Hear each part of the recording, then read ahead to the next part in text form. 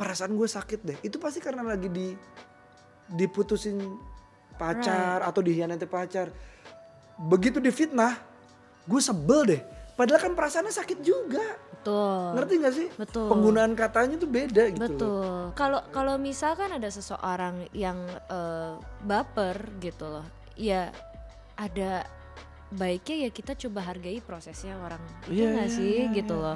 Semenjak ada kata baper, orang tuh jadi jarang mau minta maaf, tau gak? Gitu aja baper lo gitu.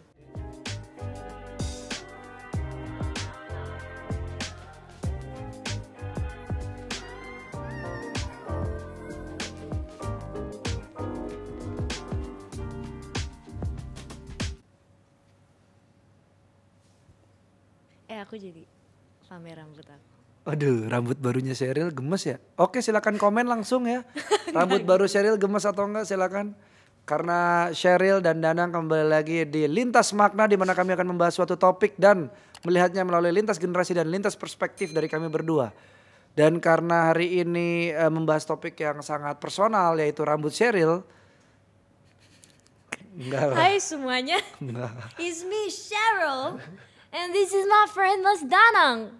Yes. And today kita akan membahas rambut Sheryl. Yang bikin baper. Itu dia topiknya. Gimana kalau kita ngomongin baper aja? Baper boleh, baper. Gila loh. Ini baper nih lumayan sering berseliweran di sosial media ya. Gitu aja baper lu.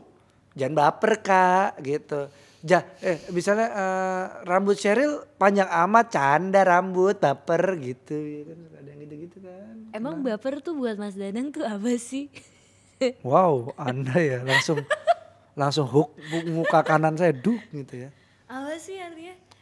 Konotasinya dari tadi tuh kayak negatif gitu gak sih? Kayak, ih baper lu, gak usah baper gitu kan. Iya emang itu yang ada di mana di luaran tuh kayaknya ya. Kebanyakan konotasinya adalah bawa perasaan ya, harusnya kayak kita cuekin aja tapi dibawa masuk ke dalam perasaan gitu. Gak masuk kuping kanan keluar kuping kiri gitu. Dibawa ke perasaan. Tapi yang menarik Sheryl, pertanyaanku untukmu adalah, bukankah kita baper? Kita memang orang-orang yang harus baper, bukan? Iya dong. Iya. Dalam membuat sesuatu yang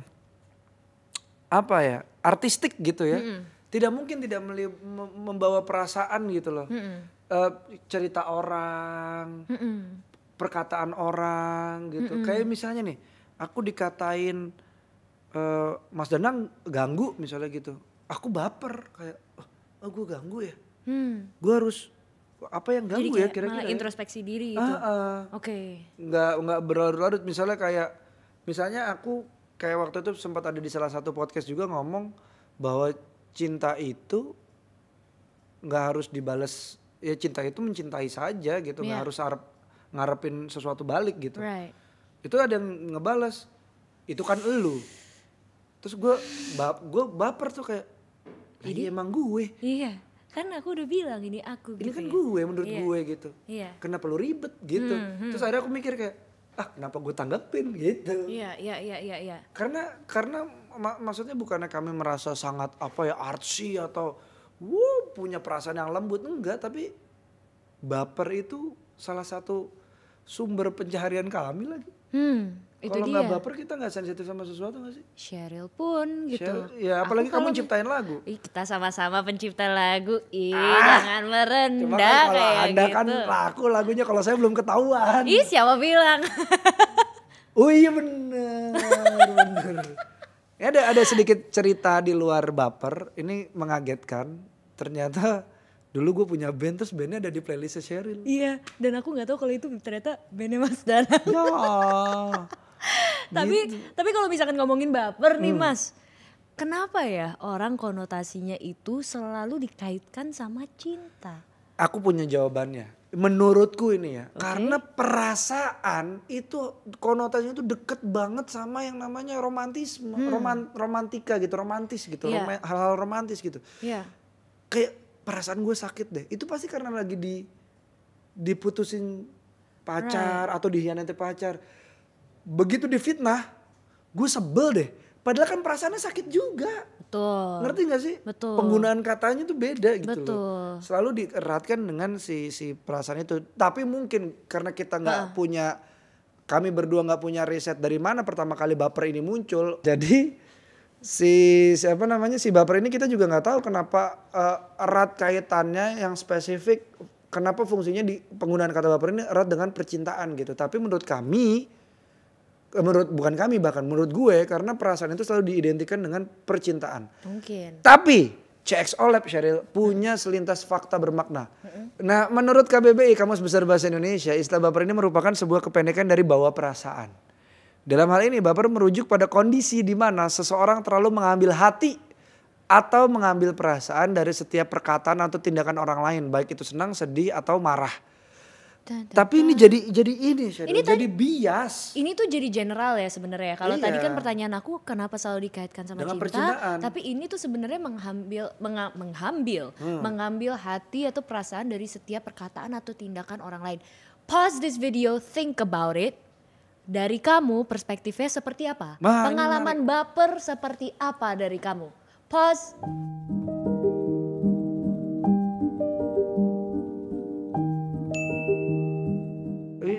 Ini jadi menarik ya. Contohnya gini, tadi aku berusaha ngasih contoh. Kayak misalnya dark jokes gitu ya. Iya. Bisa bikin orang baper juga kan kalau tergantung dengan orangnya ini punya apa di dalam dirinya gitu. Iya gak sih? Balik lagi tergantung orangnya gitu. Kalau untuk si baper ini lu gak bisa semua hal terus lu bilang kayak lu gitu aja baper, nggak bisa gitu lagi men. Orang tuh beda-beda men, gila. Iya kan, jadi misalnya nih kayak Sheryl dikatain Sheryl rambutnya jelek, mungkin kalau Sheryl biasa aja. Kalau Danang dikatain Danang rambutnya jelek, terus gue kayak anjir rambut gue jelek ya. Bisa kayak gitu kan, orang beda-beda. Karena semua orang pasti punya hati dan perasaan masing-masing. Itulah nggak bisa digeneralisir gitu loh maksudnya. Nah tapi coba Sheryl perhatiin deh. Semenjak ada kata baper, orang tuh jadi jarang mau minta maaf, tau nggak? Gitu aja baper lo gitu. Buat aku ya, maaf tuh penting banget lagi. Aduh, sama lagi. Ngomong maaf tuh penting, walaupun kata Elton John sorry seems to be the hardest word ya. Tapi penting lagi maaf. Tolong, makasih, maaf tuh penting lagi. Betul. Sekarang udah hilang. Dan baper itu kan adalah respon buat kita sendiri, ya kan, gitu loh. Iya. Dan kita misalnya ucapin kata baper terhadap seseorang, itu juga tanpa harus ada dasarnya gitu loh. Untuk mengingatkan biar orangnya akan lebih baik atau untuk ngecengin gitu. Nah dalam hal kata baper ini yang harus kita sama-sama luruskan kan gitu loh. Maksudnya kita ajak kalian untuk memikirkan ulang juga, ya gitu. Karena kami mikirin ulang juga sih soal penggunaan kata baper ini. Kalau misalkan ada seseorang yang baper gitu loh, ya ada baiknya ya kita coba hargai prosesnya orang itu nggak sih gitu loh. Dan kalau misalnya memang orang itu berlebihan ya kita encourage dia untuk lebih baik, untuk sadar. Karena kalau misalkan yang aku belajar, apalagi dari papa, aku selalu ngomong kayak lo kalau misalkan membuat kesalahan atau lo yang responnya merepotkan orang lain, lo harus berani untuk minta maaf gitu. Jadi aku selalu berpikir kayak kalau misalkan gue berlebihan, gue harus tahu diri ya gitu. Selintas kata bermakna juga berkata nih, kita begitu peka dengan komentar orang lain, ya kan? Tetapi kita jadi bisu dan tuli untuk bicara serta mendengar suara hati diri kita sendiri.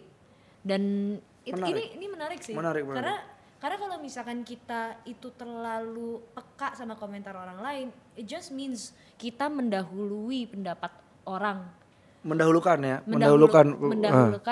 pendapat orang ketimbang insting kita sendiri gitu. Dan kita semua kan manusia terlahir dengan insting. Dan kita terlahir dengan apa ya? Pemikiran sendiri. Betul. Iya. Tapi untuk melalui apa yang benar dan salah itu adalah proses masing-masing. Dan harus dicoba kan? Betul. Nggak bisa dikira-kira. Yeah. Oke, berarti kalau dibilang ini gimana Sheryl? Baper itu, iya balik lagi kita yang kita pernah omongin sebelumnya ya. semua baiknya ada batasnya. Betul. Termasuk membawa sesuatu ke dalam perasaan kita gitu. Ini jadi kayak analogi yang aku pernah pikirin tuh. Dan aku pernah baca juga. Kayak kapal dimasukin air terus akan tenggelam. Gitu. Kecuali kamu Yellow Submarine ya emang di bawah dan sambil bernyanyi we are living in Yellow Submarine. Nah terus maksudnya intinya tuh kita tuh kapal. Kalau terus dimasukin sama pendapat orang terus kita masukin lama-lama kapalnya tenggelam. Gitu gak sih? Betul. Jadi kita harus pilih-pilih apa yang masuk ke dalam gak sih? Betul. Wow. Karena balik lagi tadi yang kayak dari pendapat CXO Lab ya. As humans we all are born with feelings and our own thinking. Benar. Dan orang tuh berbeda-beda karena contohnya nih ternyata teman-teman si XO Lab menemukan bahwa ada beberapa orang yang emang highly sensitive person. Gitu. Ini beda sama orang baperan gitu. Jangan langsung Anda mengklaim bahwa gue kayaknya highly sensitive person deh. Gitu karena gue baper. Enggak. Highly sensitive person ini maksudnya adalah dari kacamata psikolog. Orang yang mudah bereaksi karena terpancing secara emosional ini dikategorikan sebagai highly sensitive person. Berarti ya orang yang bereaksi, aku kan reaktif. Iya. Aku ternyata adalah highly sensitive person dan aku tidak pernah menyadari bahwa dan aku tidak pernah ngomong, gue tuh highly sensitive person tolong jaga perasaan gue. Gak pernah gitu. Aku bereaksi aja gitu.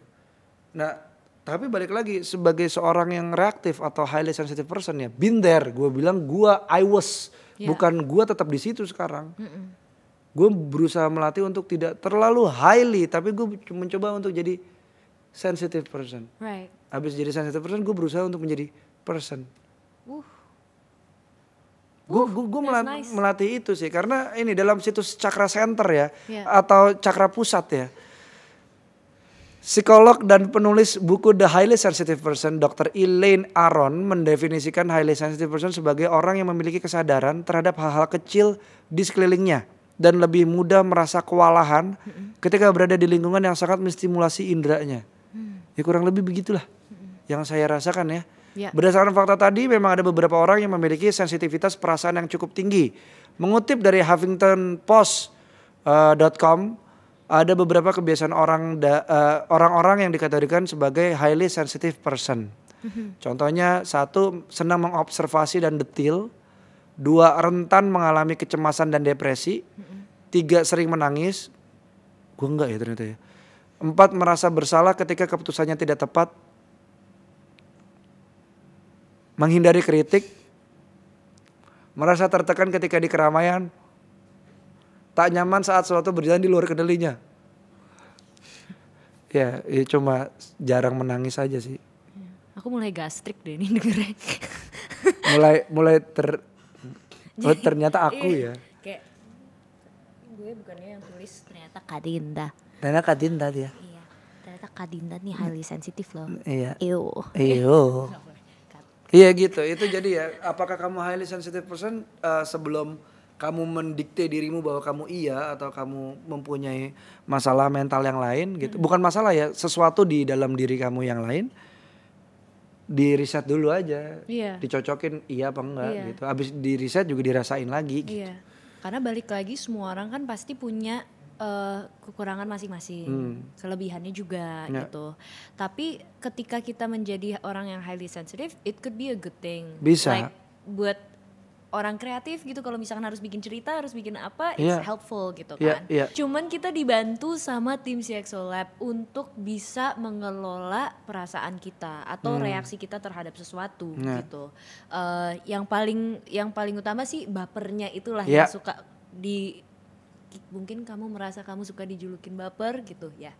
These are ways for you to adapt to it. Yang pertama, menyelaraskan antara emosi dan kreativitas. Wow, itu sesuai sama tujuan hidup saya.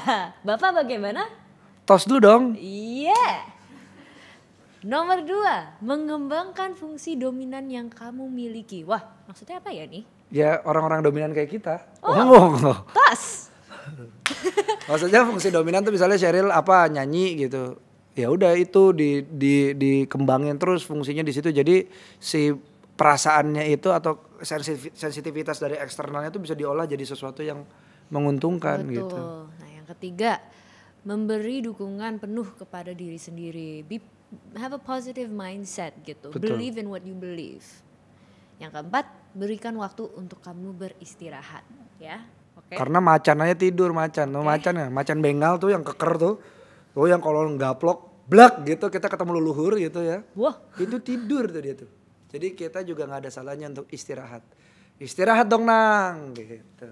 Yeah. Barusan saya ngomong ke diri saya sendiri. Itu betul. Aku juga tadi kayak istirahat lah. Tapi menurut nah ini juga ada konklusi menurut tim CXO Lab. Yeah. Untuk teman-teman CXO Mania mantap. Menurut mereka begini, ini tolong dicatat, ini manis banget. Kenapa mempermasalahkan perasaan orang lain dan menjustifikasi mereka? Padahal kita ini diciptakan dari dua orang yang saling membangun perasaan. Ini Mas Ari, ini Mosquito nih nih. Baper tidak selalu berkonotasi sebagai hal yang negatif. Saat kita jatuh cinta kita juga pakai perasaan. Saat kita sedih memang harusnya perasaan sedih itu dikeluarkan. Tapi itu juga perasaan. Jangan mudah menggeneralisir sesuatu termasuk perasaan. Untuk kamu yang bertemu atau berinteraksi dengan siapapun yang memiliki perasaan lebih sensitif daripada yang kamu pikirkan, saran dari CXO Lab adalah jangan langsung menganggap kalau mereka mudah baper atau lu baperan lu gitu aja. Karena kamu tidak benar-benar tahu apa yang sedang mereka alami, apa yang mereka sudah alami, apa yang mereka sedang hadapi, dan apa yang mereka sudah lalui. Hati-hati dengan ucapanmu. Jangan sampai dia yang sedang terluka justru berlarut dengan amputasi. Bukan itu Mas. Kalau dari Sheryl apa soal baper? Kalau aku soal baper sih, aku merasa bahwa kita semua pasti punya proses masing-masing. Gitu. Aku pun belajar untuk lebih menghargai baperku dengan tidak terlalu membiarkan dia ambil peran utama di dalam hidup aku. Terutama ketika ada kritikan dari seseorang, ketika ada orang yang mungkin sifat mannerismnya beda sama aku gitu. Aku berusaha juga untuk pahami bahwa kita semua tuh berbeda gitu. Dan baper itu buat orang ya, kalau misalkan tadi dari tim CXO Lab udah omongin ya gitu, kita harus sadar juga ya mereka pasti ada sesuatu yang lagi mereka hadapi, yang sudah mereka lalui. Jadi aku harus bisa belajar untuk menghargai itu gitu. Kalau dari baper ya, Mas Danang gimana? Ya kita pecah aja dari kata lah, baper bawa perasaan. Perasaannya mau dibawa kemana? Sheryl mau dibawa jadi lagu, monggo. Mau dibawa jadi sedih silahkan. Mau dibawa jadi stres silahkan. Mau dibawa jadi karya boleh. Mau dibawa jadi pelajaran boleh. Intinya yaitu bawa perasaan. Perasaannya mau dibawa kemana? Begitu ya. Ya sudah kalau begitu, jangan sedih-sedih. Kalaupun sedih jangan terlalu lama, karena kita punya kesempatan terbatas ya. Karena waktu itu egois, waktu itu gak pernah nunggu siapapun. Jadi kalau bisa bapernya dibawa ke sesuatu yang lebih menguntungkan buat kamu. Betul, karena kita semua itu lahir dengan cinta. Kenapa harus kita berakhir dengan benci? Jadi silakan teman-teman ceritakan di kolom komentar apa pendapat kamu tentang kata baper. Bagaimana tanggapan kamu dengan kata itu? Apakah kamu termasuk orang yang pernah melukai orang dengan kata-kata gitu aja baper gue? Ngebandingin luka, saks. Dan gitu. Silakan juga kamu share di kolom komentar apakah kamu termasuk ke dalam orang yang sering dikatain baper. Iya. Itu dia. Kenapa juga boleh diceritain ya. Nanti kami bacakan di episode selanjutnya pendapat-pendapat kamu gitu. Dan jangan lupa saksikan terus Lintas Makna dengan topik-topik lainnya setiap hari Selasa jam 6 sore waktu Indonesia bagian Barat. Dan jangan lupa dengerin singlenya Sheryl di Spotify di dan Spotify. juga Apple Music.